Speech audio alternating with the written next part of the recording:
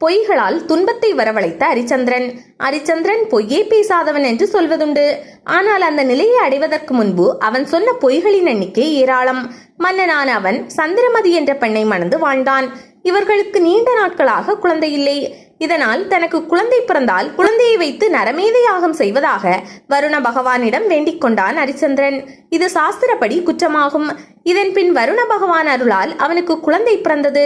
குழந்தை பிறந்த பிறகு வருண பகவான் வந்து அரிச்சந்திர மகாராஜாவிடம், நீ சொன்னபடி உன் குழந்தையை பலி கொடுத்து யாகம் செய் என்றார். அதற்கு அரிச்சந்திரன், வருண பகவானே, குழந்தைக்கு நாமகரணம் ஆகட்டும், பின் நான் அந்த யாகத்தை செய்கிறேன் என்றான். சில நாட்களில் குழந்தைக்கு லோகிதாசன் என பெயர் வைத்தான். அதன் பின் வருண பகவான் வந்து குழந்தைக்கு பெயர் வைத்தாகி விட்டது, இப்பொழுது யாகத்தை செய் என்றார். குழந்தைக்கு பெயர் வைத்து விட்டோம், ஆனால் குழந்தை நடக்கட்டும், பின் செய்கிறேன் என்றான் அரிச்சந்திரன். குழந்தை நடக்க ஆரம்பித்ததும் அங்கு வந்த வருணனிடம், சத்திரிய தர்மப்படி குழந்தைக்கு பூநூல் அணிவித்து வித்தை கற்றுக் கொடுக்க வேண்டும். இந்த வித்தையை ஆரம்பித்ததும் நான் குழந்தையை பலி கொடுத்து யாகம் செய்கிறேன் என்றான் அரிச்சந்திரன். பின் குழந்தைக்கு பூநூல் போடும் நிகழ்ச்சி நடத்தப்பட்டு வித்தை ஆரம்பமானது. அதே நேரம் லோகிதாசனும் வளர்ந்து விட்டான். இதற்கு மேலும் வருண பகவானிடம் சாக்கு போக்கு சொல்ல முடியாது என்பதை உணர்ந்த அரிச்சந்திரன் இதுவரை நடந்த அனைத்தையும் லோகிதாசன் காதில் விழும்படி தன் மனைவியிடம் பேசினான். தன்னை பலி கொடுக்க போகிறார்கள் என்பதை அறிந்த லோகிதாசன் காட்டிற்குள் ஓடிவிடுகிறான்.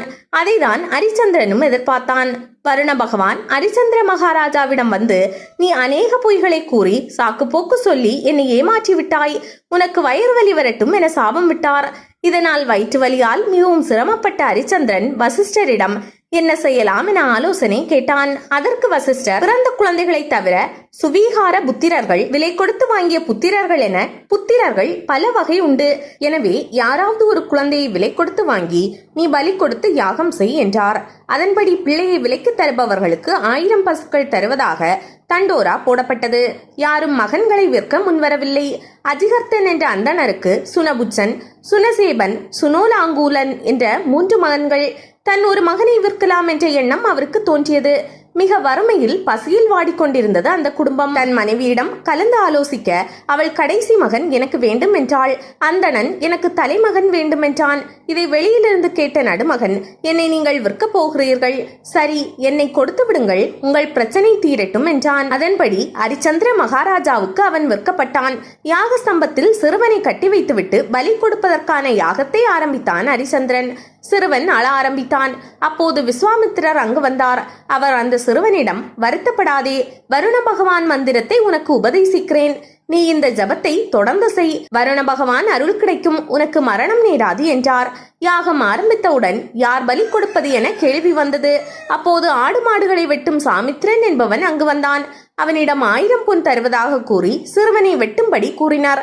அவன் அழுது கொண்டிருந்த சிறுவனை கண்டு, நீங்கள் கொடுக்கும் 1000 பொன் எனக்கு வேண்டாம், இந்த சிறுவனை வெட்டும் பாவத்தை நான் செய்ய மாட்டேன் என கூறி கத்தியை கீழே போட்டுவிட்டான். அப்பொழுது யார் வெட்டுகிறீர்களோ அவர்களுக்கு 1000 பொன் கொடுக்கப்படும் என அரிச்சந்திர மகாராஜா கூறினார். அதை கேட்ட சிறுவனின் தந்தை, நானே வெட்டுகிறேன் என கூறி கத்தியை எடுத்துக்கொண்டு வந்தார். அப்பொழுது வருண பகவான் விரைந்து வந்து, யாகத்தை நிறுத்துங்கள், இந்த சிறுவன் என்னை துதித்ததால் நான் மகிழ்ந்தேன், யாகம் பூர்த்தியாகிவிட்டது, உன் வயிற்று வலியும் தீர்ந்துவிடும் என்றார். வசிஷ்டர், நாரதர், விஸ்வாமித்திரர் போன்றோரும் அங்கிருந்தனர். சிறுவன் ஸ்தம்பத்திலிருந்து விடுவிக்கப்பட்டான். இப்போது சிறுவன் யாரிடம் செல்வது என்ற கேள்வி எழுந்தது. தந்தையிடம் செல்வதா, அரசனிடம் செல்வதா, அல்லது வருண பகவானிடம் செல்வதா என்று கேள்வி எழுந்தது.